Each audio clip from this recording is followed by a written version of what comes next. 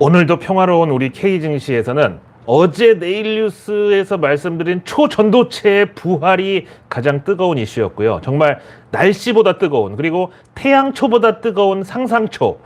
이게 상온상합 초전도체 LK99의 애칭으로 제가 만들었습니다. 상상초, 상온상합 초전도체. 제가 이제 초전도체 전도사로서 장명한 거니까 앞으로 많은 사용을 부탁드리겠습니다. 그럼 오늘의 초전도체 LK99 우리 상상초 관련된 최신 업데이트는 이따가 전해드리겠습니다.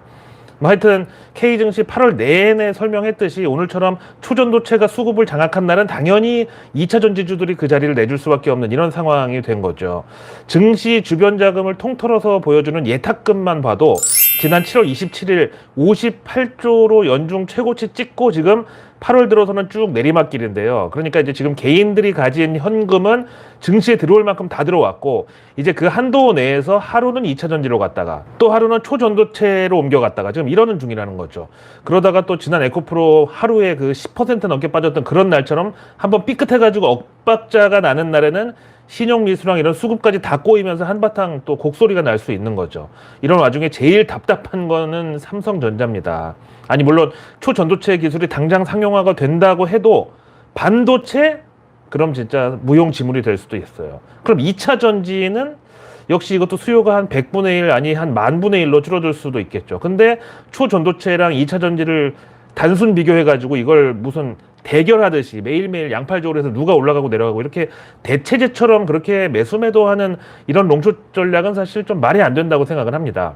제가 그래서 마침 오늘 초전도체랑 2차 전지의 차이점과 공통점을 한번 정리해 드리려고 합니다. 일단 차이점은 2차 전지는 이미 상용화된 기술이고, K증시 2차 전지 제조기업들하고 소재 관련주들은 이미 매출 고성장과 함께 여기에 따른 실적이 뒷받침을 해주고 있죠. 그에 반해서 초전도체는 상용화는커녕 그 LK99 상온상합 초전도체 관련해서 아직 실증적 통과 의뢰조차 아직 거치지 못한 상태죠. 거기다가 K증시에서 이 초전도체 관련주들의 관련 매출은 아직은 그냥 어디서 그냥 끌어다 갖다 붙이면 그냥 그렇게 봐줄 정도 이헐령 비헐령의 그런 상황이 있죠. 아예 그냥 그렇다고 넓게 범위를 잡는다고 하면은 이 상온상합 초전도체의 상상초 이거를 범전도성 물질로 확대를 하면은 구리, 그게 대표적이죠. 그럼 구리를 생산, 판매, 유통 그리고 제품화하는 기업들 여기 다 해당되는데, 그럼 서남, 덕성, 모비스, 파워로직스, 그리고 지금 현재 거래 정지 중인 신성에서부터 LS 일렉트릭 그리고 한국전력까지 거의 모든 산업 전반에 다 초전도체 관련주라고 해야죠. 그러면 초전도체랑 2차 전지 두 가지 산업의 차이점과 공통점 중간에 있는 애매한 개념은 뭐냐면은 둘 다 고성장 신기술 분야인 게 맞긴 맞는데 그 포텐셜은 초전도체가 훨씬 더 크다고 할 수 있고요. 근데 이게 또 반대로 보면은 2차 전지는 이제 꿈과 목표를 증명해가는 과정에 있고, 초전도체는 이제 막 꿈을 꾸기 시작한 정도의 단계라고 할 수가 있죠. 그럼 초전도체랑 2차 전지의 공통점은 대체 뭐냐? 그중 제일 큰 게 K증시에서 두 가지 테마 다 현재 과열의 영역이라는 겁니다.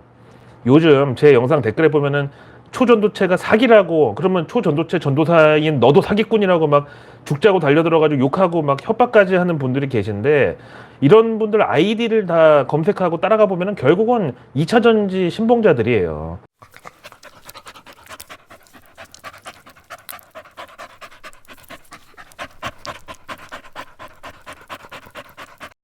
아니 내가 에코프로 광기라고 할 때는 매국노니 중국 스파이니 까더니, 그럼 LK99는 어디 소련제야 뭐야? 소련 망했지 참.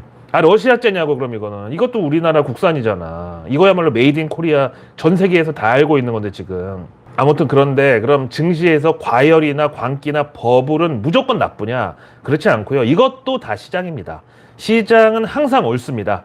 근데 초전도체는 시총 몇천억짜리 수준이지만 2차 전지는 몇십조, 아예 그냥 요즘 K증시 수급 전체를 집어삼켜버리고 말았잖아요.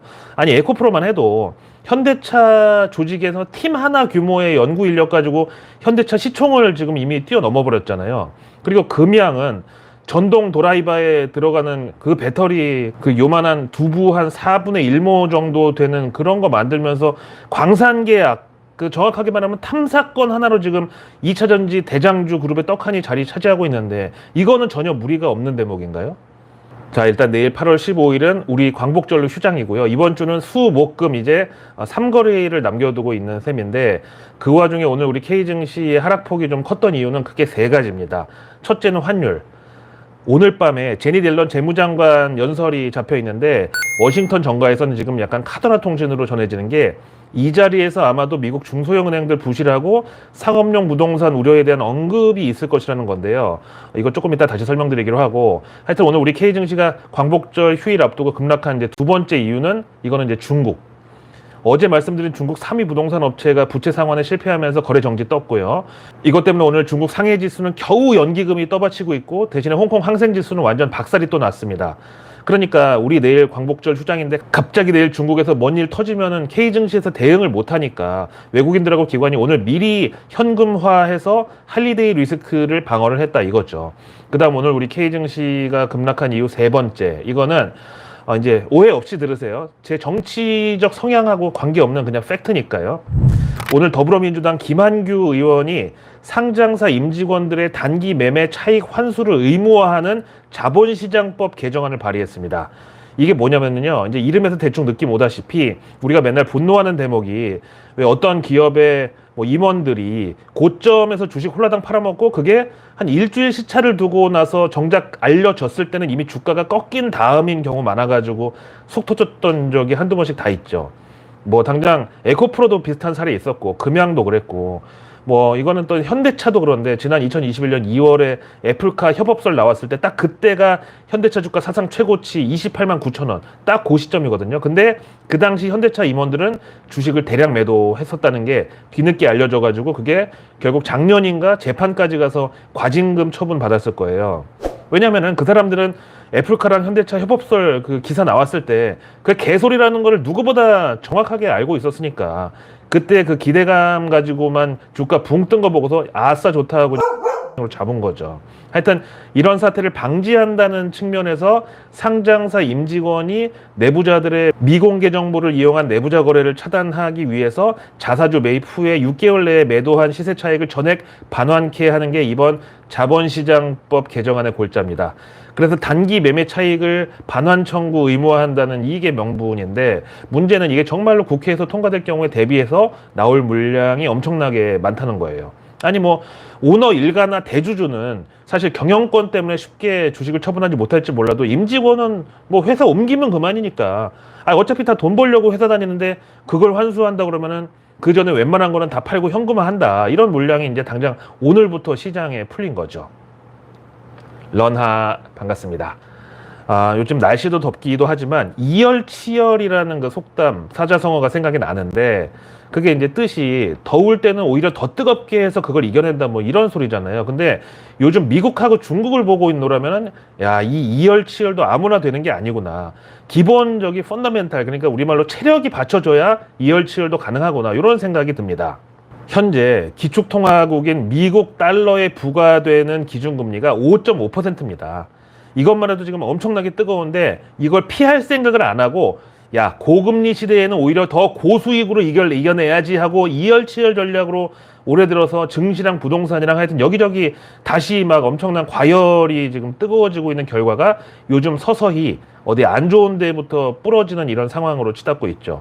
먼저 중국의 경우는 부동산 1, 2위 그 완다와 헝다가 전부 부도 위기 직전까지 갔다가 지금 공적 자금 투입된 마당에 이번에는 중국 부동산 업계 3위 벽계원, 이게 상호명이 컨트리가든 여기가 또 파산 위기에 내몰린 상황입니다.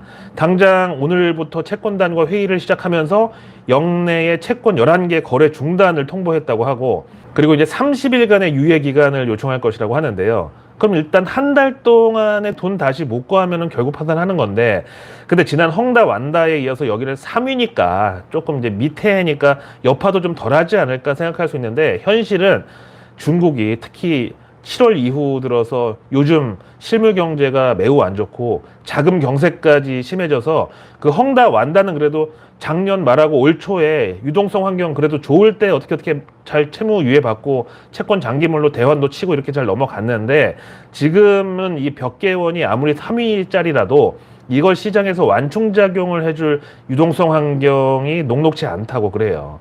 근데 이게 지금 중국만 이러면 이열치열 얘기를 제가 안 할 텐데 미국은요, 글로벌 최대 공유 오피스 비즈니스를 하는 위워크의 파산설이 또 돌고 있습니다. 이 위워크는 이미 뭐 한국에서도 서울에만 17개 빌딩을 임차해가지고 영업하고 있는데요.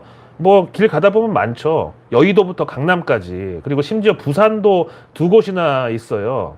근데 이 위워크는 사실 소프트뱅크의 마사요시 손 회장이 자신있게 투자를 하고 홍보까지 같이 해줬던 그런 기업이라서 더 유명했는데, 일단 창업주가 웰빙에다가 보헤미안 병에 갑자기 걸려가지고 회사 돈으로 전 세계 유람하고 무슨 성 같은 유럽에 막 집 사고 막 난리 쳤다가 이제 한번 잡돌이를 이제 당하기도 했는데, 어쨌든 최근 주가가 20센트, 우리 돈으로 300원도 안 합니다.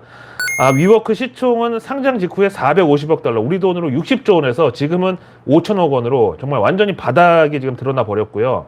차트 보면은 그냥 그날 야 여기 파산한대, 그래서 왕창 꼬꾸라졌다가 다음날은 야 아니래 뻥이래 이랬다가 하면서 그냥 월스트리트 단타 UFC 경기장이 되고 말았습니다.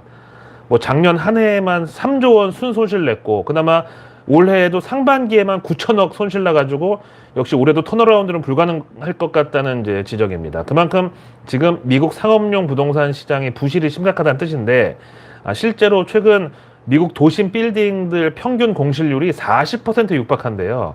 그럼 이제 코로나 이전부터 해외 부동산 투자 적극적으로 나섰던 국내 자산운용사들은 뭐 지금 아주 그냥 풍전등화의 신세고요. 근데 문제는 이게 이제 겨우 시작이라는 겁니다. 만약에 이 위워크가 미국에서 이번에 파산하면은 그 위워크가 장기 임차했던 부동산들이 우리나라도 당장 진짜 도심지의 제일 큰 빌딩 17개가 한꺼번에 시장에 쏟아져 나오는 거예요. 그러면 공실률 더 올라가는 거고, 그러면 또 임대료는 더 떨어지고, 그럼 상업용 부동산 부실은 더 심각해지는 거죠. 이 위워크가 뉴욕에만 총 19만 1000평의 상업용 부동산을 임차해서 공유 오피스로 쓰고 있고, 미국 전역을 합치면은 한 50만 평 정도가 된대요, 이게. 그러니까 이게 터지면 그때는 정말 그 여파를 짐작할 수조차 없는 게, 국내 뭐 운용사들 손실 규모는 뭐 세 발에 피고 미국 중소형 은행들 대부분이 여기 왕창 몰려 있거든요. 그럼 이거 이제 저번 실리콘밸리 사태처럼 연준이 나서가지고 그 FDIC 예금보험공사랑 재무부 서로 쪼개가지고 구제자금 안 주면은 해결 안 될 거잖아요. 근데 오늘 밤에 제니 딜런 재무장관이 연설을 통해서 지난 무디스의 미국 중소형은행 무더기 신용등급 강등하고 이 상업용 부동산 부실에 대해서 얘기를 꺼낼 가능성이 있다고, 요게 이제 소문이 퍼지면서 오늘 장중에 달러 강세 그리고 환율 급등이 나왔고, 외국인들은 K 증시 매도폭을 이제 키웠다는 건데, 아니 근데 미국의 상업용 부동산이 부실하다는데 그 미국의 화폐인 달러 가치가 안전자산이라고 가치가 상승한다는 게 이게 참 아이러니한데, 뭐 하여튼 그러다가 아까는 다시 현타가 왔는지 장 마감 직전에 1330원대 초반으로 환율이 다시 반락을 하긴 했습니다.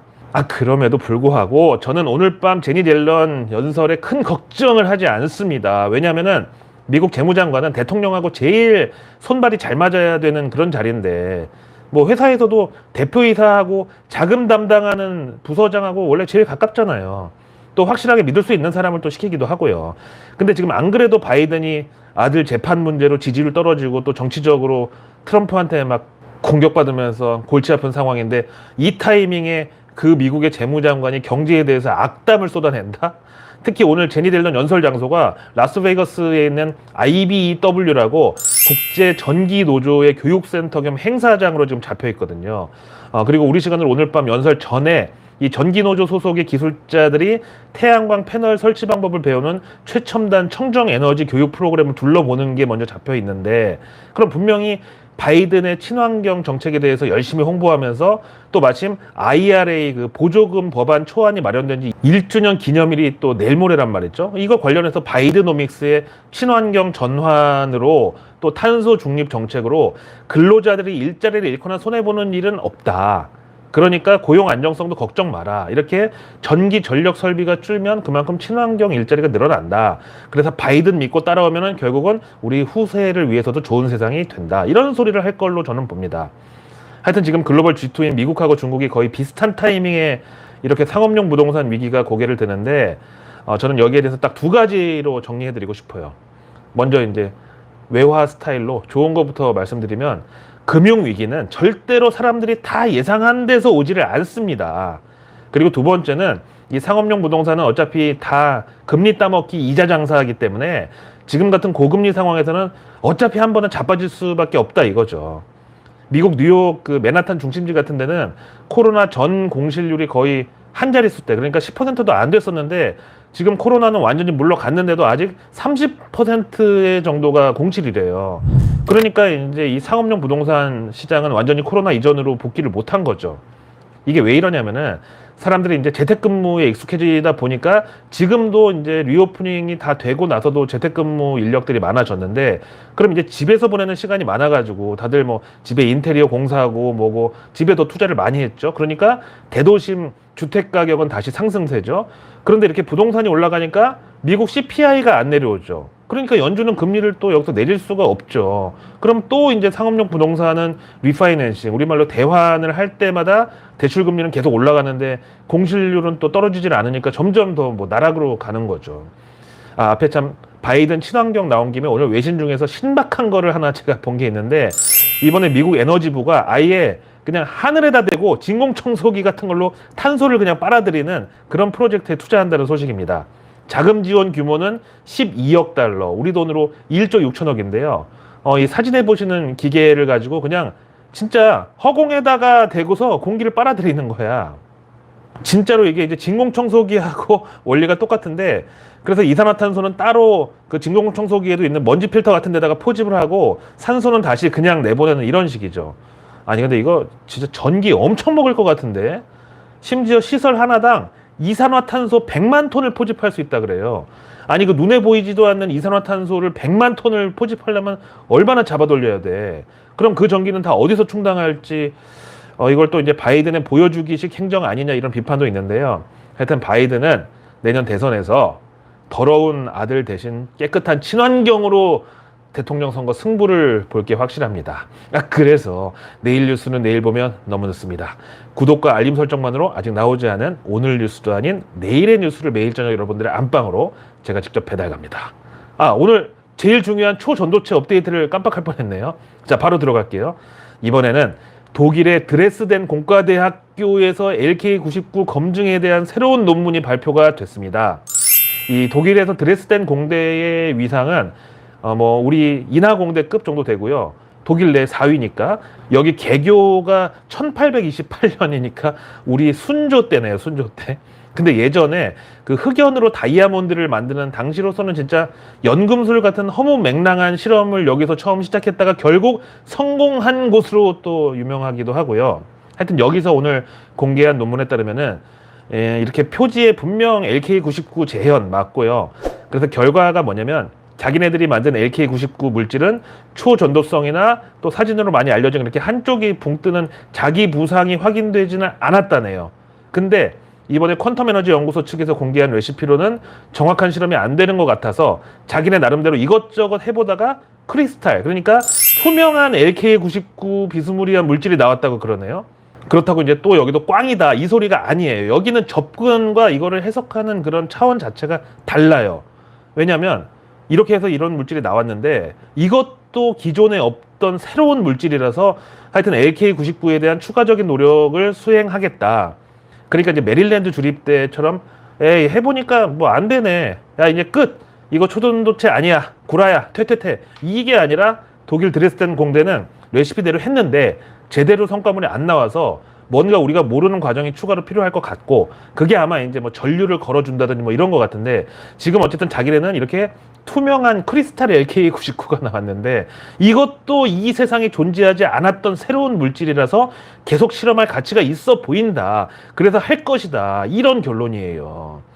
그 다음 요거는 약간 해프닝 비슷한 건데, 닥터 캐서린 영이라는, 가만있어, 캐서린 스펠링이 THAR이니까 캐서린 영이라는 사람이 LK99 연구자 중 한 명한테 최근이 LK99 상상초 발견 논문 링크해 놓은 걸 언급하면서 이거 혹시 원문 있나요? 이렇게 트위터로 물어봤다네요. 그래서 이 캐서린 영이라는 사람이 누군가 들어가서 봤더니 뉴로사이언티스트, 즉 뇌과학자고요. 또 백악관 과학기술정책연구소 소속이라고 또 돼 있어요.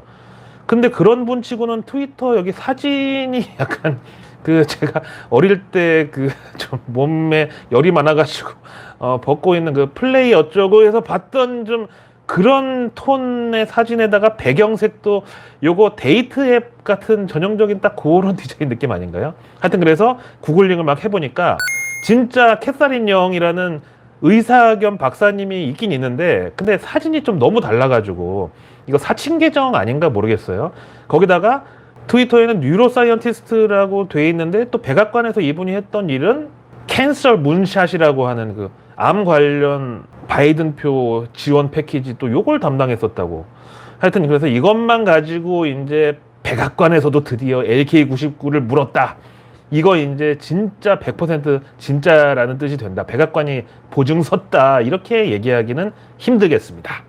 자, 그럼 저는 화요일 저녁 8시에 이번 주 일주일치 뉴스를 미리 전해드리는 한주 뉴스 미리 보기 라이브로 인사드리겠습니다.